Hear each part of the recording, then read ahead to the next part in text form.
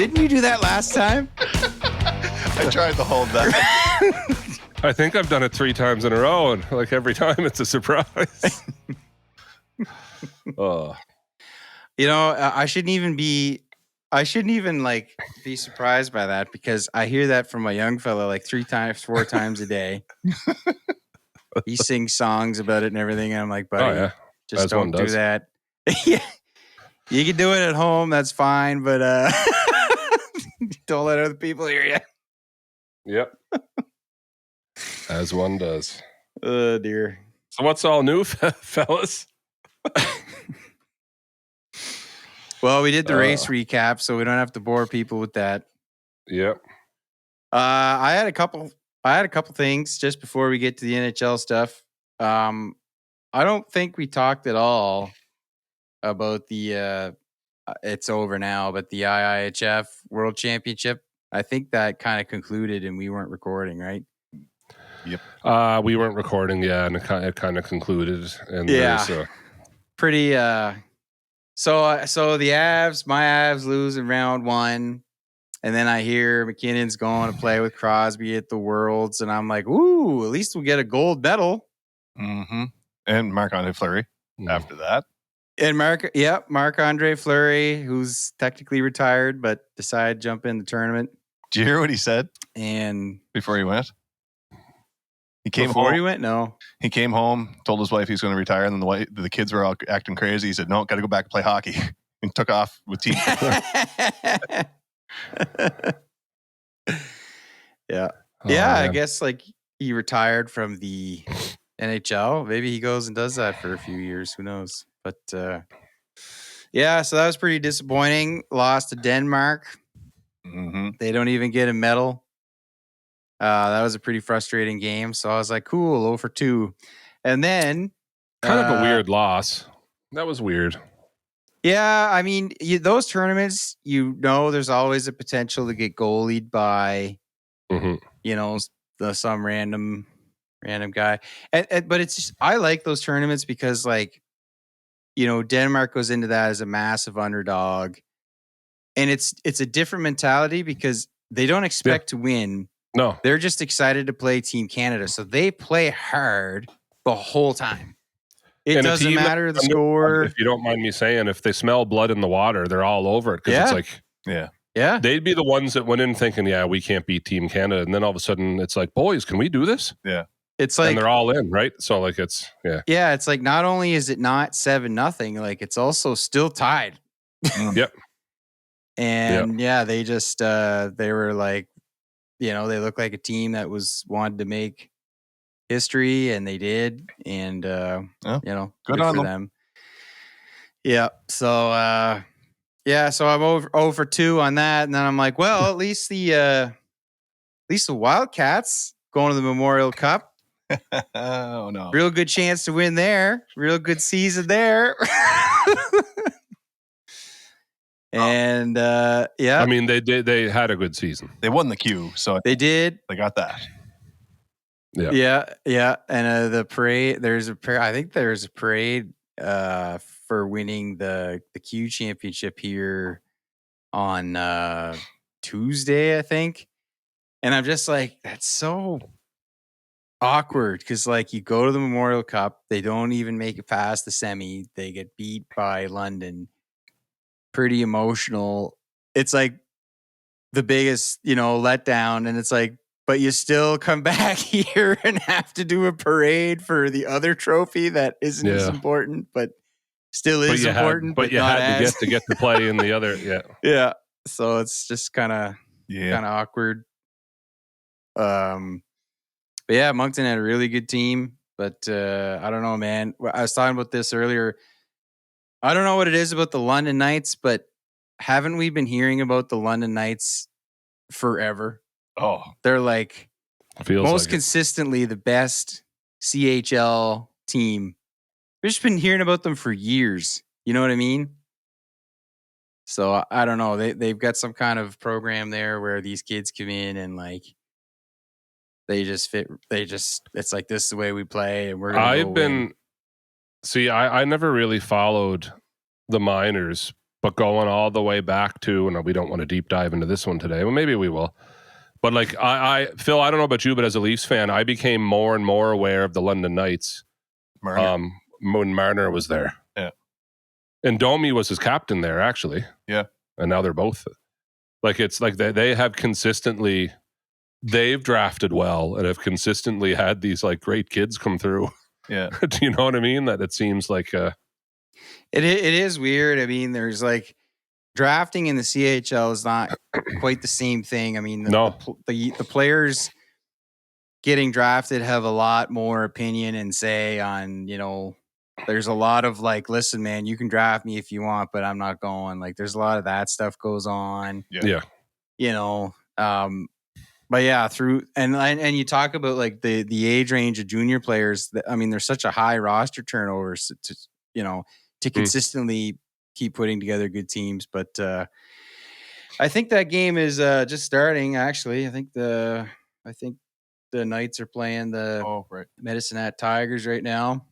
Your guy Easton Cowan there, he had a pretty big goal against the Wildcats the other night. So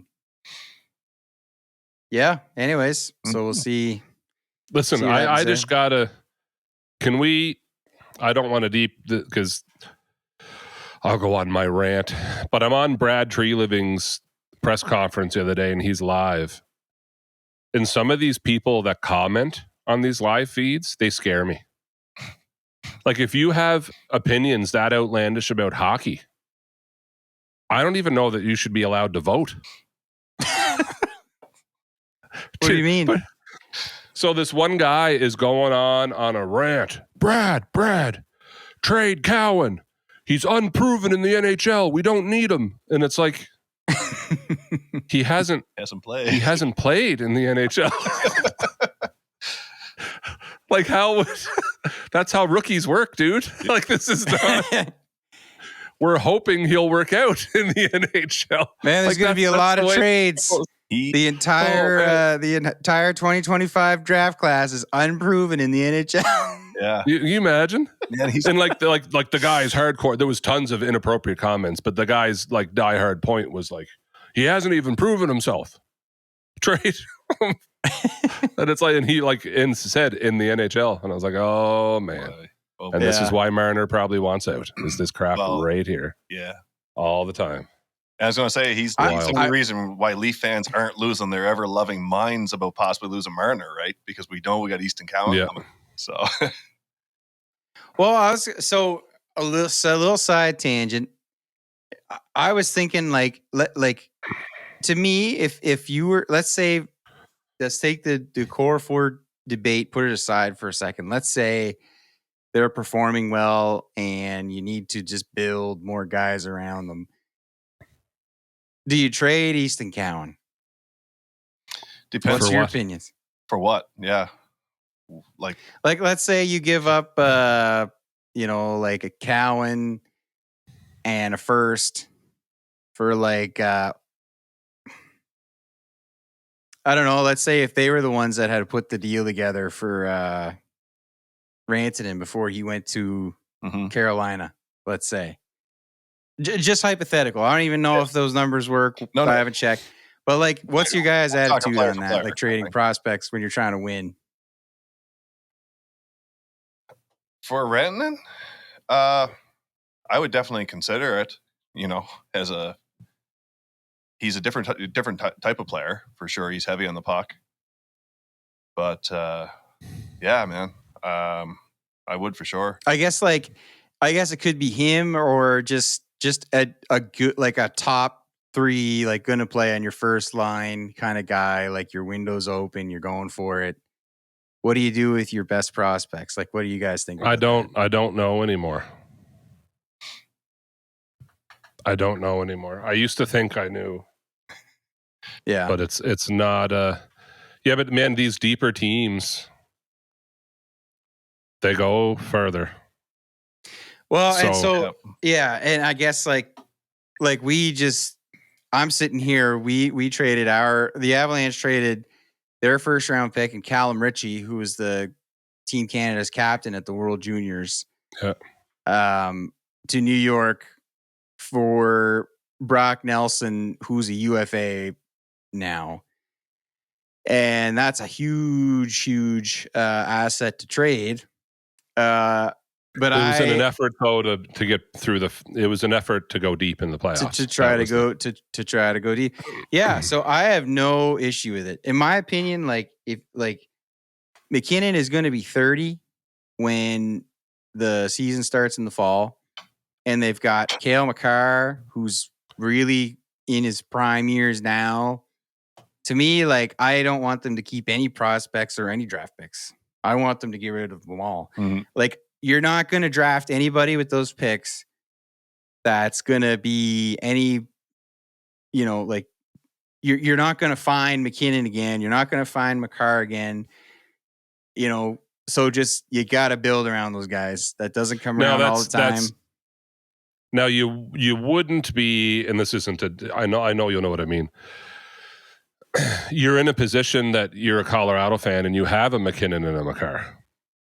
Yep. So if you didn't, you're holding on to those for everything they're worth, because something's got to work out. Like the Leafs 9 years ago now with the Matthews pick. Mm-hmm. And all of a sudden it's like, oh, we have a bona fide superstar here. We got one. Yeah. Do you know what I mean? And then Marner immediately after. Mm-hmm. But now you're right. But now that you have those and you know what they are, now it's like, okay, well, if we're locked into these guys for big contracts, we got to build around them, not like hoard picks, hoping that they. Yeah. And I think you have these windows. It's like a wave, right? Yep. Where it's like you need to be all in for the next 3 or 4 seasons and then realize we got to bail and do her again. Yeah. And I was just curious because, I think that might have been a good move to do. But now going into this season, off season with the uncertainty, you don't know if you're going to keep Marner or not. Looking like probably not at this point. He's gone. You probably don't want to trade Cowan quite yet, because who the heck knows what your team's going to look like in the fall. It just depends.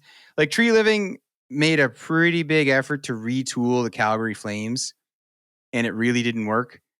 So I'm wondering if with the Leafs, he's going to be a little more patient, a little more hesitant. You know what I mean? Remember all, the Kadri goes there, Kachuk's traded, the Huberdeau sign and trade. And you look at some of those guys on Florida now who are ex-Panthers, like Sam Bennett and stuff. It's like, man, they were really onto something. And obviously Johnny Gaudreau before all of that stuff had happened. Monahan was in his prime, and then they had that goalie that plays Jersey there now too. What was Markstrom? Markstrom, yes.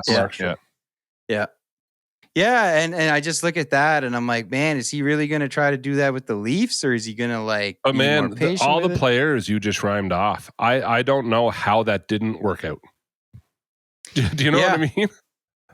When you Sam think Bennett who was all there at the same time? Yeah, I mean. No, it's funny because I remember seeing that Calgary team because it was 2018-19, right before COVID.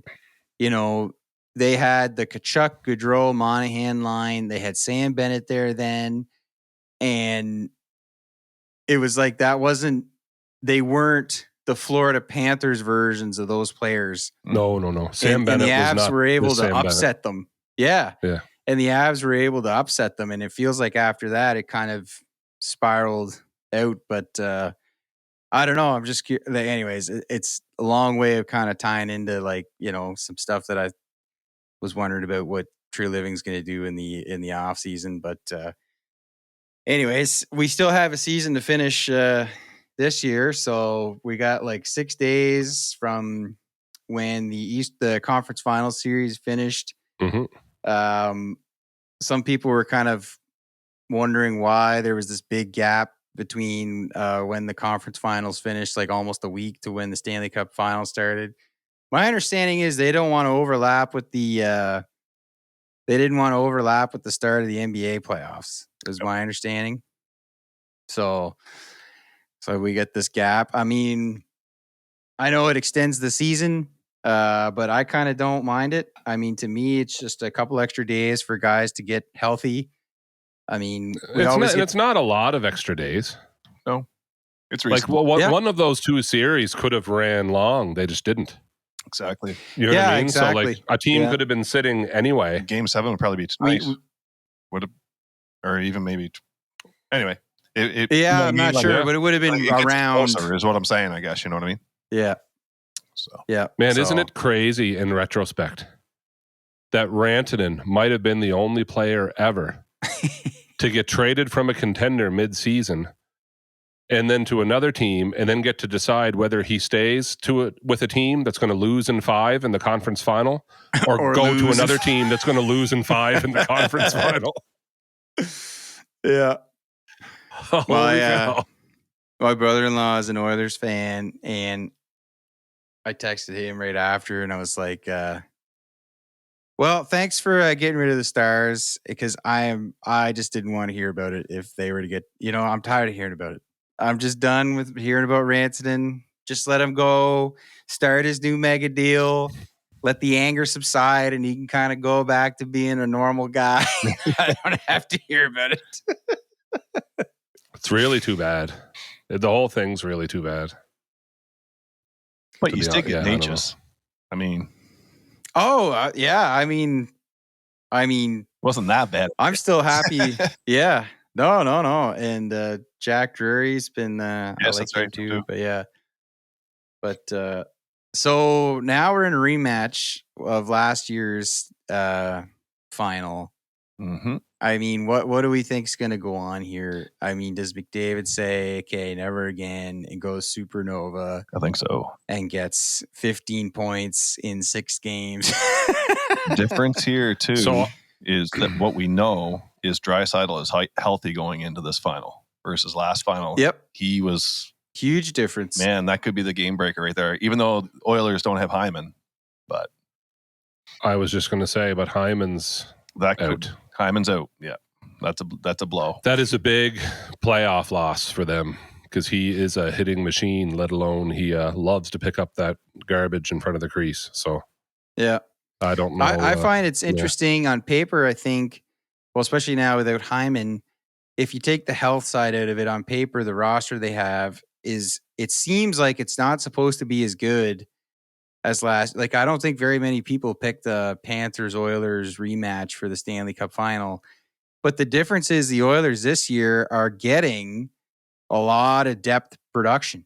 Mm-hmm. Like, they're, they're putting lines out there and they're all scoring. Yeah. And they weren't really getting that before. Yeah. And we'll just see. I mean, I think the way Florida plays is a bit of a kryptonite to that style of play. But yeah, I was just going to say, I wasn't going to use the word kryptonite, but it was like, yeah, but Florida beats you up. They've never come out and said it, but something in the way Tkachuk and Maurice both said stuff in their last couple interviews almost led me to believe it's almost like in the locker room, they're willing to sacrifice game 1 and maybe even game 2 to beat the living snot out of you. Yeah. Like they're going to grind you down. Like Tkachuk going into game 7 against the Leafs was very like, nope, we are set up to grind you down over 6 or 7 games. So I'm very confident in going to tonight. Like almost, he wasn't going to say out loud, you know what, they're hurting. You know what I mean? Yeah. Like they are hurting. We got this. Like he didn't say that out loud, but it was just kind of like, he said, we are designed, use that word, I think, to grind a team down over 6 or 7 games. And Maurice has basically said as much too, that's what they're going to try to do. Yeah. Oh man, there's a clip of him mic'd up in the middle of a game. He's swearing and everything, going on foolish, saying exactly. Beat the corners, like beat the living what out of them. But he said he yelled hit. Yeah, because he said by game 7 he said they'll be dead. So that's what he's coaching behind the bench right there. And it's interesting because they lost some key guys. Like they lost who did they lose last year? Brandon Montour. Yeah. Who's the other one that had to leave? I forget now. I'm drawing a blank. But they had some guys leave, and it was like, probably not going to make the final. The Stanley Cup hangover. They lost a few key guys because now you got to pay them because they were in contract years, and you go win Stanley Cup. But I think one of the benefits of that style is like you don't necessarily need the most talented. You just need the guys that play heavy, play hard, roll 4 lines of that and kind of bang and crash, and the chances will just kind of come out of that. Mm-hmm. And so it's kind of a smart way to play if you don't really have because Tkachuk's really not been at 100%, right? Like he's still, there's no way. No, there's no way he's at 100%. Because he'll go for long stretches where I'm like, I forgot he was playing. Yeah. He does not look like last year's Tkachuk at all. Yeah. So anyway, I don't know. I don't really know what to predict. There is a history between the goalies of falling off a cliff. I don't know which one's going to do it. I don't know which one's going to, sustain. Like Skinner's been unreal when there's some ridiculous stat where he's like, when they win, he's like a 95 and above save percentage, and when they lose, he's like the low 800s. Like there's this huge range. Can I tell you the issue with that is Bobrovsky's not that dissimilar. That way. That's what I'm saying. Yeah. Like so he can take over a game, no problem, but then lose the next one 6-1. So it's strange. Like he will goalie a team. Yeah. But then he'll let in 5. So I don't understand. Yeah. And it's, if there's a team to expose them that they've played. Yes. Like this is the team that's going to do it. I mean, Edmonton is always their high power offense always on their first 2 lines. They have been forever. But now they seem to have some depth scoring as well. A little more depth, yeah. Anyways, and Ekholm is back. That's a big boost. They're going to need him against a team like Florida. Evan Bouchard, he's kind of normally we talk about his defensive lapses, but I feel like he's kind of matured a bit as these playoffs have gone on. I was going to say, I didn't think he looked. I thought he looked all right. You know what I mean? I mean, the big knock on him is he can make some pretty boneheaded defensive mistakes. And just looking for offense and stuff like that. But I think maybe in Ekholm's presence, he kind of absence, he's changed his game a bit. Troy Stetcher was a guy who kind of came in. He really stood out to me as a guy that he was kind of like the when who do you take out when they get guys that come back? Like, because he came in and was playing unreal for them. They get that issue with Connor Brown. It looks like he might be coming back. So, I don't know. I think if you don't mind me saying, and this is a segue to get you talking about something else as well, Florida should probably watch out for maybe the hardest hitter on Edmonton, which would be Darnell's stick. Is that true? We were talking about guys who could short circuit. That is one of them. Man, he chopped down Rupe like he was a redwood. Like he just took him out of the. Holy cow! But I mean, and I think that's it. So let's talk about him for a second. That guy has got to, and I mean, he knows. Because, did he play in the final last year, or was he injured? Oh, gosh. I don't remember either. Why does that seem familiar to me?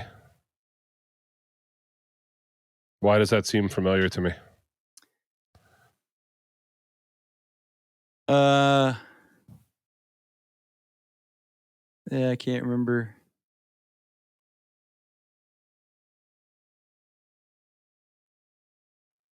It was game 2, undisclosed injury. Last year. Yeah. Okay. June 12th last year, undisclosed injury, Darnell Nurse. That's right. Yeah. I do remember that now. Yeah, anyways, I guess the only point I was going to make was that's a guy that really, Florida knows a guy like that, and they're going to key on him, to get him to react and all that kind of stuff. Evander Kane is another one. I mean, Corey Perry. I feel like we haven't heard as much about him. Yeah. But he's a pretty hot-headed kind of guy that, they'll be able to drag some stuff out of him. The difference is Florida this year has Marchand, obviously. I'm not telling any tales out of school on what he can do. Nope. And I don't know. I have no good gut feeling on who's going to win. I honestly don't either. I'm not going to lie. I could see the Oilers light up Florida, and McDavid could just be McDavid. You're right, and go supernova. And I could see Florida losing the first game, maybe even the second game, and still winning the series because they just grind them down. Yeah. It could honestly go either. And then either team on any given night could get goalied. So that's it. I don't know. I really don't know. I really don't know. I think you're going to see... we predicted last time these are the two that were going to be here. Yeah. But I don't know now that they're here. Yeah. My gut's telling me Oilers in 7. That's just my gut feeling. Ooh. Yeah. More ticket sales. They avenge last year's loss in the same fashion. Yeah. So there is a weird stat that I hate these, like Craig Simpson's always saying them, who by the way drives me crazy. Oh my gosh, that announce team just is the most negative announce team. Like glass is half full all the time or half empty. Half empty. But the stat was something to the effect of the last 3 times going back to the late 90s that we've had repeats, like back-to-back finals where it's the same teams. The last 3 times the opposite teams have won. Mm-hmm. So like Pittsburgh lost and the next year they won. You know what I mean? Like it's always been, yeah. So not that matters. Some of those stats I roll my eyes at because I'm like, guys, like that's not even. Yeah. Mm-hmm. I think you look at it with common sense and it's like, I mean, how much more you couldn't create a scenario to get more motivation from. You're playing the same team. You have another chance to win a Stanley Cup. I mean, how much more motivation do you need? Yeah. You know what I mean? Yeah. And the team you're playing has won one. So they've won before. So like, do they have the same heart as they had last year? Yeah. Like it's, And it's like in particular, they went to game 7. They literally have like the exact same amount of playoff experience. It's just the last game. They lost one more game. They lost. Yeah. So it's like, one more game. Yeah. It's pretty unique. And I just, like I say, like, it's a lot, like there's a lot of players that have come back from those teams last year. And like to Phil's point, like a healthy Draisaitl is a real oh my gosh big factor. Mm-hmm. I don't. Your honest opinion though, because I don't know. I'm 50-50. Does the fact that Hyman is not playing, does it almost cancel out that Draisaitl's finally healthy? Because Hyman was there last year, but Draisaitl was not healthy. Yeah, I think Draisaitl's a better player. Oh, he's the better player. Yeah. But I think I'm just saying, like, okay, so Draisaitl's finally, like, he's good to go. Like, he's healthy this time. He's looking great. Yeah, Hyman's out. Yeah. You know what I mean? Like, I just, team-wise, I don't know. I think it's just because I'll take the 1-2 punch over McDavid, Draisaitl. Over a winger. Yeah. You know what I mean? Especially where Florida is so, like, they'll be able to match, they're I'm assuming if them playing at home, which they'll have home ice advantage.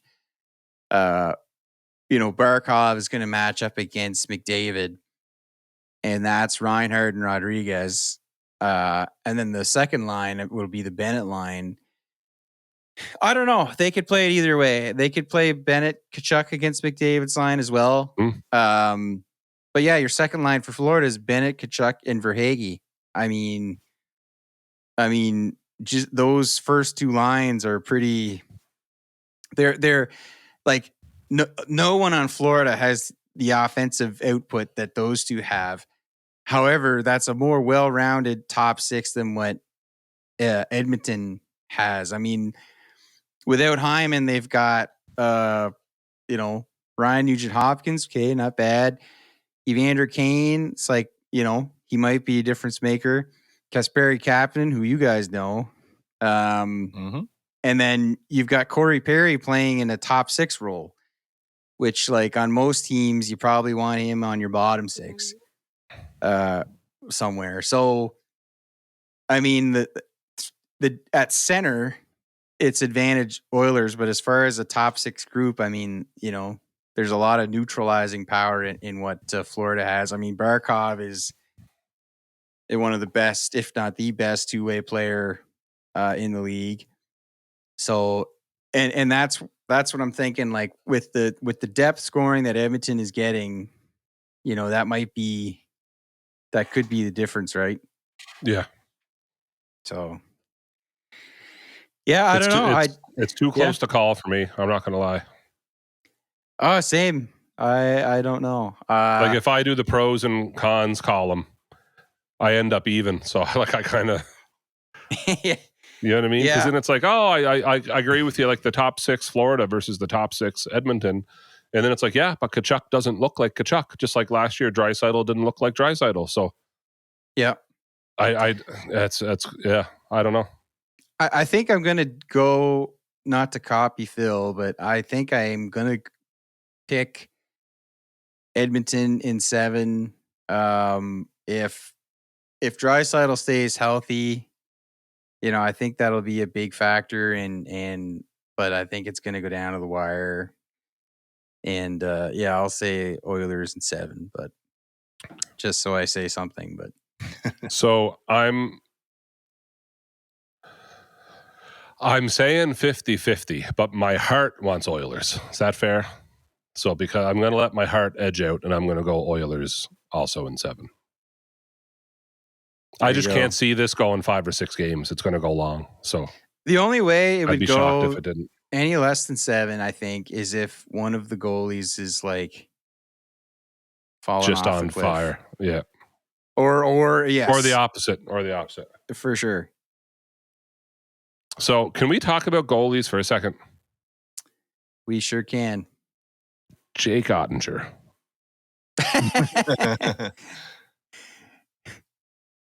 Just want your opinions. I love that we're talking about this. If he had a French accent, would that not be straight at a slap shot? Would he walk over and be like, pick up the phone, trade me right now. I want off this team. It was Spit and Chicklets shared they made a picture, they comparing him sitting on the bench to Waugh sitting on the bench. Yeah, and there's Oettinger sitting behind Panger, who's doing color analysis live on air about how the team's like collapsing right now. And Oettinger's sitting listening to it all. Ray Ferraro sitting 2 feet beside him. That's who it was, Ray Ferraro. Yeah, I don't know. But they're the same height, so I get confused. Yeah. So what did you guys think of that poll? I don't know if you guys watched the game. I was actually, don't pull him. Yeah. What a confidence, sinker. He was 3/4 of the way back to his net. And and you see the replay of him, you can see him yelling, Jake, and he's going like this. Yeah. But like, so let's break it down. I mean, it was 2 goals on 2 shots. Yes. So, okay, it's not like the game was completely gone. It's not, it was in the first period. So he calls the timeout to try to regroup them because they didn't look good. And I mean, if you follow the rest of the game, they never really kind of got to their game. They never really got on track. Casey DeSmith comes in and he gave up a couple of his own. Mm-hmm. And I will say I was not 100% surprised because he did the same thing in round 1. He yanked Oettinger in the first period when they were playing the Avs. They got out to a slow start. But really, no one was, even in that game, no one was blaming Oettinger for letting in soft goals. It was the team in front of him. And I think this was sort of the same. I mean, I will say 2 goals, 2 shots. Doesn't look good. Yeah. But, the team was not playing good in front of him. So it's Pete DeBoer's thing to send a message. But can I'm saying this as a devil's advocate because I want your opinion. Is there not a massive difference, though, between pulling your goalie period 1, game 1 and pulling your goalie period 1, game 7? Yeah. A big time. Because totally game agree. 1, could you not make the argument of, oh gosh, you sit and rest. I need you tomorrow. Yeah, absolutely. But with game 7, there might not be a tomorrow. So either you're my guy or you're not my guy. So it feels very. Yep. Yeah. Oh, I totally agree because, and the thing is too, he's done it before, and it didn't. I don't remember it like when they played Colorado and they did it. I don't remember it getting the result quite that he wanted. Like it didn't really fire the team up anymore, and it didn't really this time either. Like that was didn't do anything. All Edmonton for large stretches of that, and the message was not received. It wasn't received in this game either, and I don't know. So there's that. Mm-hmm. And then the comments after the game. Did you see his comments after? Well, that makes it worse. He just basically blamed him for the loss. Oh, Phil, I'm looking it up for you right now. Yeah. Yeah. Phil, it's horrible. Wow. He said something about we had a sample size large enough that, he let in 2 goals, 2 shots. We didn't think that he was going to be able to sustain it or something to that effect, and just blamed it on him. So you said... I'm looking for... Yeah, he says something about... Quote, here's the article. I didn't blame it all on Jake, but the reality is, if you go back to last year's playoffs, he's lost 6 of 7 games to Edmonton. And we gave up 2 goals on 2 shots in an elimination game. It was partly to spark our team and wake them up, and partly knowing the status quo had not been working. And that's a pretty big sample size. Wow. Isn't that wild? Like, I was even thinking after I saw that, like, is he going to be, are they going to fire him now? Because, like, how does he come back and coach Jake Oettinger after this playoff and him doing that and saying that? Well, you know what I mean? I was isn't that going to be a story? Jeremy, I was just going to ask you too. Like, you just said, like, basically, coach, I'm trying to blank on his name there. Anyway, Pete DeBoer. Yes. Sorry. Yeah, I always say his name wrong. Yeah. I have not blanked on him because he's beaten the Avs in game 7s for yes, that's right. 4 times in a row. You were saying like he likes to send a message, right? And obviously the last couple of times he's tried this, it didn't work. So to me, does that raise questions with front office that maybe he's lost the room and maybe that he will be getting fired? Well, if he didn't, he might have now. Yeah, exactly. And now Oettinger's supposed to be their goalie of the future, right? For them. So, you're getting into this feud with your goalie. Like, I mean, typically coaches lose those battles.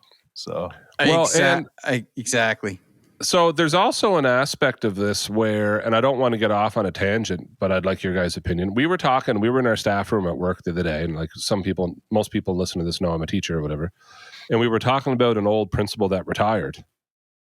And basically the consensus was, say what you want about him, but he was super protective of us teachers. Like if anyone was ever mad or someone came in the school or someone wanted, he was like, no, you're not going through me. You can say what you want. Like he was protective, right? And a lot of coaches have that in them, even in these press conferences, is that they're out to protect their players. Mm-hmm. So even if they know, right, well, yeah, no, Oettinger had a meltdown, but I'm not going to let the press know I think he had a meltdown. I'm going to protect him. You know what I mean? Mm-hmm. Like we saw that with not Berube. This guy. No, but we saw that with Berube at the last couple. Hey, Phil, if you watched any of the like some of the reporters are just blunt with this. So Austin Matthews said, and like Berube kind of like next question, not really answering it. That's not what he meant. I never questioned Austin's leadership in the room, and like he's got his back. So even though well, like Berube, Austin did say this. That's a hill he'll die on. He's got his back. Yeah, exactly. Mm-hmm. Pete just throws him under the bus. Like brings out stats. Well, if you go all the way back to last year, he's lost 6 or 7 against the Oilers, which would also include. My gosh, that's a pretty big sample size. Yeah. Like, oh man, like kind of like justifying his decision rather than like trying to protect his goalie. You know, like, and I think there's a lot to say about what you're saying, Phil, because like he does that move. And the team did not respond. Yeah. No, it wasn't like, oh man, like, because I think it's like, I think it's a bit of a guilt trip that the coaches put on the players because it's like, look, well, you know, I had to do this because the way you guys played. Sorry, this is your fault. You better go out and fix it. I think that's what that's supposed to do, and he didn't do it. And the way there was I think there was one point where they had like an extended ozone shift. It lasted for like 2 minutes or something. And it was the only real sign of life they had shown, you know, up until that point. I already know what you're going to say. Yeah. Right. And then McDavid goes on his break, gets that breakaway goal and kind of breaks their back. But it was like, that's all. That was it. Yeah. I swear. I also heard McDavid break the sound barrier there too for a second. So he was I got to give credit to Hintz, man, because he was like almost with him. Like not was bad one of for those, an injured guy, eh? Right? That was pretty quick for a guy with like, you'd swear at a broken foot or something. And he had a head of steam from like his side of the neutral zone too. So anyways, but I don't know. I wouldn't be surprised if he's fired. Now, if Pete DeBoer is Jim Nill's guy, he hired him, but they are doing what Carolina's kind of doing. Not the same thing, but like they've been to the Eastern Conference Finals for 3 straight years and lost 3 times. And this was probably the worst loss of those 3. And now you get all this like controversy. It's to your point, like Jake Oettinger was the Ben Bishop replacement. Ben Bishop had his career kind of go sideways with health and stuff like that. And you credit Jim Nill and the Dallas Stars, they've drafted all these guys, right? Like Thomas Harley, Wyatt Johnson, Rupe Hintz, Jake Oettinger. And they get these great players with not first overall picks.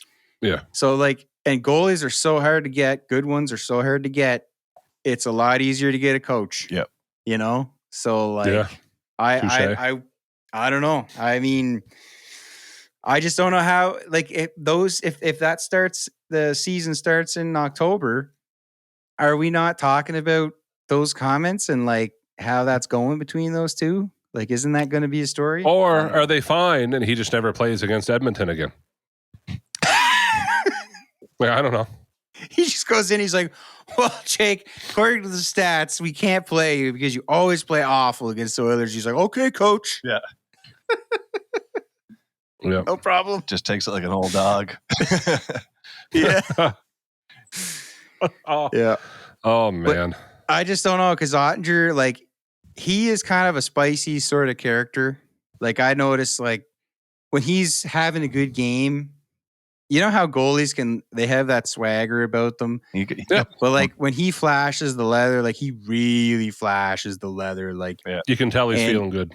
Oh yeah. And just to see him sitting on the bench, I mean that he looked pretty. He was sour. Like any goalie's gonna look upset for sure, but he looked like extra like he was sour. Yeah. He was pretty sour.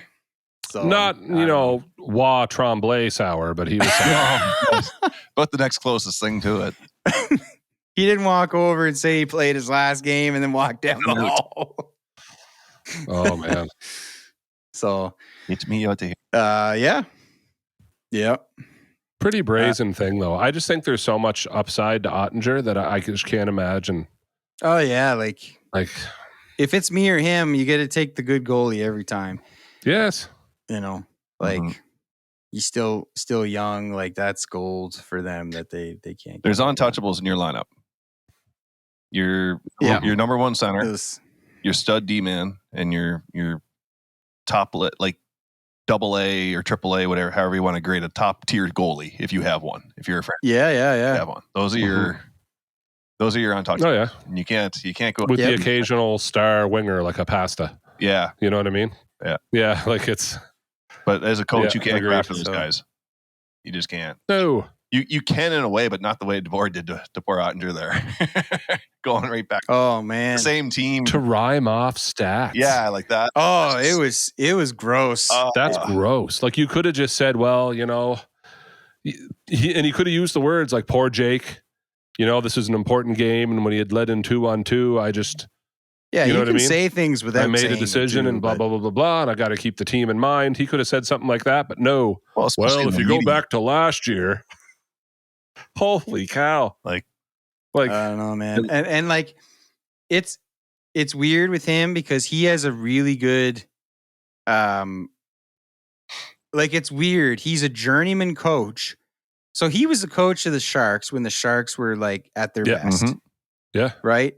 And he had a lot of success there. That was one of the game 7s that he eliminated the Avs when he's done it with 4 different teams. Yeah, he had a good run in Vegas, yeah. Dallas, and what was the other one? The Sharks. Or was it 3? Anyway. Yeah. It's gonna drive I think me it's crazy. just 3. Anyways. Everywhere he's run, yeah. he's been very good as a coach. Very good. Oh, really good. Yeah. But it's just strange. It's like he doesn't have any cups. He's never led any of those teams. Never gotten her done. Yeah, so it's a weird. He's the Paul. He was in New Jersey for 3 years. Yeah. Oh, that's right. That's right. Yeah, that's right. Yeah, 2011. That was to a long time ago. Yeah. But didn't he go to a final? I guess I was thinking. And he lost against LA, I think. Was he part of that? I think it was Brodor's last run to the finals. I think he was the coach then, if I'm not mistaken. He was their coach in 2011. I think that would have been 2011. Well, the Kings won in 12 and 14. Oh, okay. Right? Because I always remember it like the Kings won in the even years and the Hawks won in the odd years. Yes, I did. I don't know why I remember. Yeah. But yeah. But no, he's had he's like the Paul Maurice. Like Paul Maurice was always a great coach, right? And he finally just got his first one last year. Yeah. That's true. Very much Pete DeBoer, right? Like great coach. I'm calling up a list here, guys. Well, if it'll load. Now I need to know. Why do they use these crappy fonts that you can't see anything? Phil? What? LA beat New Jersey 2012. So there you got her. Well, yeah, he made her to the final and lost. So DeBoer was coaching then. Yeah. Yeah, I thought for some reason I remember seeing media him talking. Both of yous. I don't know how your minds work like that. I can't remember. Him it was him talking about Brodor's last. This would be Brodor's last run, right? And that's what I remember. Yep. But yeah, he, like you said, Phil, he's like the Paul Maurice. He's 8-0 in game 7s. Mm-hmm. No cup. Yeah. All those game 7s were not Stanley Cup Finals. Yeah. Crazy. Yeah. So anyways, we'll see. They've got some guys coming off the books, like Jamie Benn, I think is UFA. Mm-hmm. He may saw rumors about him today. Yeah. I mean, he's the type of guy that a guy like Brad Treliving probably that was the rumor I saw today. Yeah. I didn't see it, but I'm not surprised. I don't know. I mean, if he goes back to Dallas, he'll have to go back pretty cheap because not this year, but I believe the following year, they're going to have guys, I think, like Jason Robertson, Thomas Harley, maybe, that are going to be up for deals. So they're going to need all the cap space, they can get. This was a big year for them to really try to win. Because they're like all contenders, they're gonna, with good players, they're gonna run out of cap space. You run out of window. Yeah. And the only other thing I wanted to mention before we wrap it up is there's pretty big rumors that almost said Jonathan Torrens is coming back. Jonathan Toews. Almost said Jonathan Torrens. I was just gonna ask about that with you guys, the whole Toews thing. So what do you think? Well, I'll tell you. I for one believe feeling this. Down with the sickness. Don't suck your teeth at me, dog. Can't say any of the other lines. That's all we can say. I, for one, think that your captain missing 3 seasons and coming back is impossible.